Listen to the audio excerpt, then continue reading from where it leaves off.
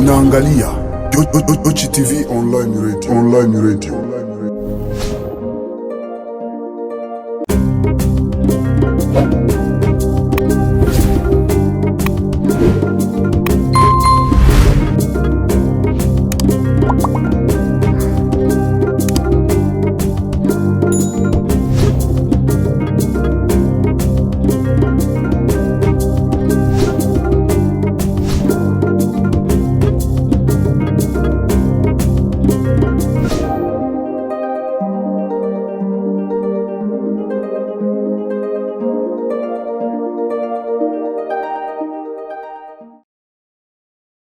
Mtazamaji wa Yochi TV, tunakukaribisha kwa moyo mkunjufu kufuata matukio yetu mara tena. Yochi TV ni TV online ambayo inapeperusha matangazo yake kutoka DRC Mashariki katika jiji la Baraka. Matukio ya leo, tutaenda huko vilima virefu vya tarafa la Fizi karibu na Minembwe, ambako kumeripotiwa utekwaji wa afisa mmoja wa jeshi la polisi pamoja na msaidizi wake. Kitendo hicho kimeendeshwa wiki hii pa Kabingu, ambako si mbali sana na kijiji cha Minembwe, ambako kunapatikana makao makuu ya brigadia ya 16 ya Reaction Rapide maeneo hayo. Jambo hilo limepelekea uongozi wa jeshi la taifa lipatikanao eneo hilo kutoa tangazo la kutaja kwamba kuna makosa makubwa ya ukiukaji wa haki za binadamu ambayo unafanyika na kundi la wanamgambo hilo la Gumino pamoja na Twigwaneo ambao wanaongozwa na Kanali Mtoro Rukundo Makanika Michel. Kutokana na tangazo hilo lililotolewa na uongozi wa jeshi eneo hilo, ni kwamba mabaya mengi yanafanywa na kundi hilo, likiwemo kuteka watu bila hatia, kuua raia na kuendelea na mafunzo kwa vijana wasiopungua miaka 16 kwa ajili ya kujipanga kwa ajili ya kushambulia jeshi la taifa na raia siku zijazo. Jeshi la taifa limetaja kusikitishwa na hali hilo na kuomba jumuiya ya kitaifa na ya kimataifa kuwa mashahidi wa jambo hilo ambalo linaendeshwa na wanamgambo hao wa Twigwaneo pamoja na Gumino.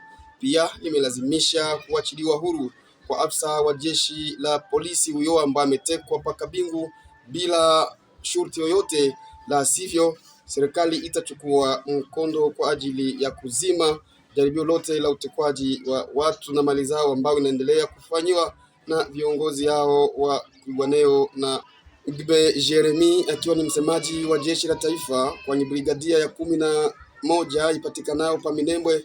Katika tangazo hilo amesema yafuatayo katika lugha ya Kimombo. Le commandement de la 10e brigade de réaction rapide et ex-opérationnelle Minembwe porte à la connaissance de l'opinion tant nationale qu'internationale sa grande désolation aiguë vis-à-vis des actes inciviques en répétition visant la déstabilisation des paisibles citoyens ainsi que de la machine gouvernementale dans le haut plateau à travers l'activisme du groupe armé Twigwaneo Makanika.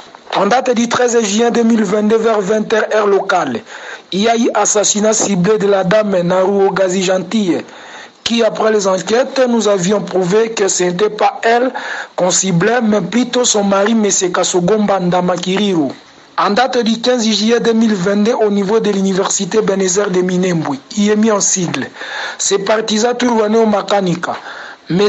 David Sebambe de la localité Kalingide, Monsieur Areri Manakarikofi de la localité Kajembwi ont réussi à assassiner 3 paisibles citoyens pour la raison de leur intégrité patriotique, dont Monsieur Tungani Semukiza Sebatoa, âgé de 47 ans, Monsieur Rugayampunzi Joseph, âgé de 44 ans, ainsi que Monsieur Tilimwa Minamegabe Patrick, âgé de 32 ans. La semaine dernière du mois passé, les groupes armés Twigwaneo Makanika ont procédé au recrutement clandestin par contrainte des classes sociales suivantes pour une formation belliciste dans la forêt Bijabo. Enseignants tant du primaire que du secondaire. Élèves de 4e à 6e des humanités. Signalons aussi les enlèvements occasionnant la prise d'otage de certains parents au niveau de la localité Kabingo depuis 96 heures, dont un commissaire principal de la PNC Bizimana Emmanuel Rouagnan et un agent de la police judiciaire Birio Roubaroua Bonner, où ces derniers subissent des traitements inhumains à outrance. pour la simple raison que leurs enfants sont envoyés ailleurs pour ne pas faire partie de la formation belliciste du groupe armé Tugwaneo Makanika. Face à cette situation déplorable, l'armée en général et la 12e brigade de réaction rapide en particulier condamnent avec dernière force d'énergie et fermeté ces actes jugés scandaleux à l'égard de la paix et obligent la libération sans condition des otages avant qu'il leur soit trop tard.